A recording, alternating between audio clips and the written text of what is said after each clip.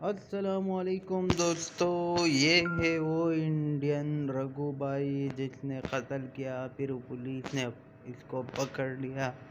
फिर इसने police media वालों के सामने कहा कि मैं जेल से ऐसे भाग लूँगा कि तुम लोग पकड़ भी नहीं सकोगे। आप लोग इसका ये वीडियो का छोटा सा क्लिप देखिए।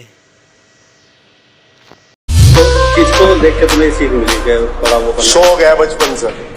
मेरा बाप बदमाश था, मैं बदमाश हूँ। संजीदा दी हूँ मैं। 10 अक्टूबर लास्ट के 10 बजे बल्लू तुम्हारी जेल से फरार।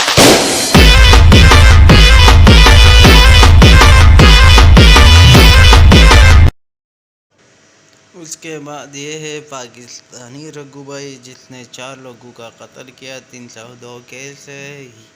इनका कहना था कि वो मुझे गाली दे रहा था, फिर मैंने उन 4 को कत्ल किया। अब इसका वीडियो देखिए, फिर आप लोग फैसला करें। और भी दुश्मनी है इलाके में, 4-5 दुश्मनी है। और भी कत्ल किए हैं इसके अलावा? नहीं, और नहीं किया, बस यही किया। अच्छा। वो भी जुल्म कर रहा था, बोल रहा था मैं फिरौन हूँ। मैंने बोला मैं मूसा हूँ। 4 वालों को मुसलमान किया। नहीं, पूरे